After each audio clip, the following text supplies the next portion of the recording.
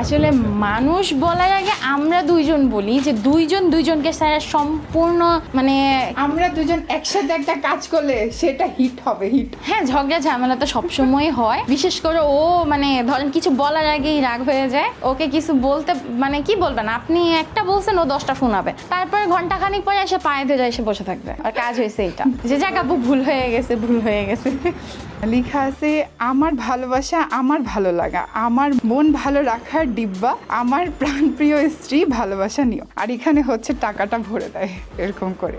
আমি ছোটবেলা থেকে বোনের কাছ থেকে কাজ শিখছি। করোনাতে আপু বলল যে সবাই তো অনলাইন বিজনেস করতেছে, তুইও কর। তা আপুর দেখানো পথ থেকে শুরু করে তারপরে স্টার্টিং আপু শিখিয়ে দিয়েছে, আমি শুরু করেছি। এই ফার্স্টে নিজে তৈরি করেই কিছু পোস্ট করেছিলাম যে মানুষ দেখি পাবলিক কেমন পছন্দ করে। পর দেখলাম না, আসলেই অনেক পছন্দ করে সবাই। তো আস্তে আস্তে অর্ডার আসলো, আমিও ডেলিভারি দেওয়া শুরু করলাম। সবচেয়ে বড় অর্ডার এই পর্যন্ত 10,000 টাকার একটা ক্যানভাস আসছে। তারপর থেকে আস্তে আস্তে আসলে এর থেকেও বড় অ্যামাউন্টের কাজ আসছে।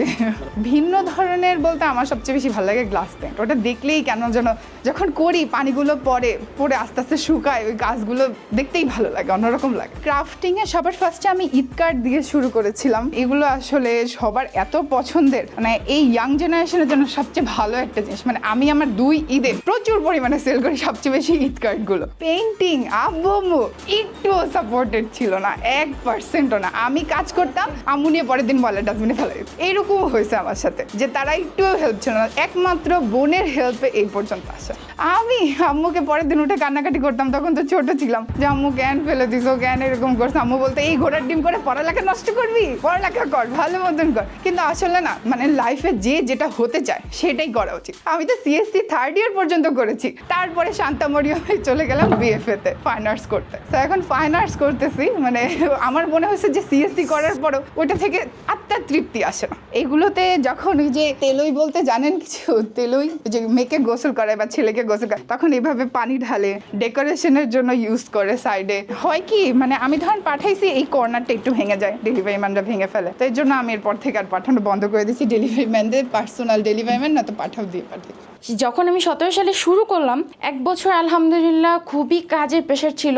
ফার্স্টে শুধু আমি জুয়েলারি মেক করতাম, কিন্তু আস্তে আস্তে মনে হলো যে না, বিয়ের যাবতীয় যা কাজ আছে আমি তো সব পারি, তাহলে কেন ওগুলা নিয়ে আগাবো না। তো ওইভাবেই আস্তে আস্তে আমার আগানো। আমার ফার্স্ট একটা কাজ ছিল যে উনি বলছে আমাকে বিয়ের ডালা বানাই দিতে, আমি কখনো ডালা বানাইনি। উনি যখন আমাকে বলছে যে আপু বিয়ের ডালার সাথে আমাকে ফ্রুটসের ডালাও বানাই দিবেন, আমি কখনো করিনি। তো আমার ছোট বোন আর আমি গ্রামের বিয়ে, ফ্যামিলির যে বিয়ে শাদীগুলো ছিল সবগুলোতে এগুলো করতাম। তো আমার বোন বলে কে বলতে পারবো না, আই ট্রাই করি। করতে করতে দুইজনে এমন হয়ে গেছে, মানে এখন আলহামদুলিল্লাহ কোনো কাজে আর 2 বোনকে কেউ বাধা দিতে পারবে না। এরকম অনেক সময় হয়েছে যে আমরা মানে 2টা 3টা পর্যন্ত রাতে কাজ করছি। আমি নর্মালি আমার বাচ্চা থাকার কারণে আমি হচ্ছে লং টাইম নিয়ে কাজ করি, কিন্তু অনেকেই ফোন করে বলবে কি আপু 2 দিনের মধ্যে লাগবে। তখন মানে আসলে নাও করতে পারি না, কাজটা ছেড়ে দিলে খারাপ লাগে, আবার হচ্ছে কাজ করতেও কষ্ট হয়ে যায়। এরকম একটা কাজ করছিলাম, পুরান ঢাকার একটা কাজ করছিলাম। আমরা 2 বোন যে ডেলিভারি দিয়ে আসছিলাম, মানে ঢাকার মধ্যে যদি হিউজ অ্যামাউন্টের কাজ থাকে সেই কাজগুলো আমি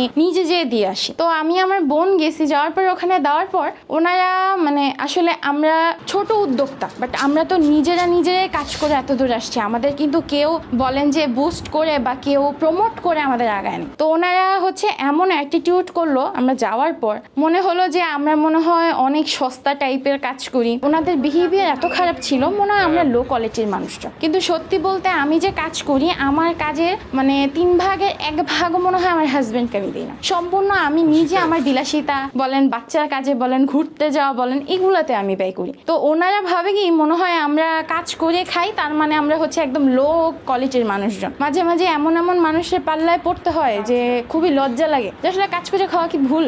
এইগুলো আসলে আমি কাজ যখন শুরু করলাম তখন আমার হাজবেন্ড আমাকে হচ্ছে মাত্র 5,000 টাকা দিয়ে স্টার্ট করাইছে। সম্পূর্ণ ক্রেডিটটাই ওর, কত টাকা ইনভেস্ট করতে হবে, কোত্থেকে শুরু করতে হবে, ও আমাকে এগুলা বুঝাইছে। সাধারণত আমি এখন পর্যন্ত বাসাতেই কাজগুলা করে হচ্ছে ঢাকার মধ্যে হলে বেশি অ্যামাউন্ট হলে আমি নিজেই দিয়ে আসি। আবার অনেক সময় হয় কি ডেলিভারি ম্যানরা নষ্ট করে ফেলে।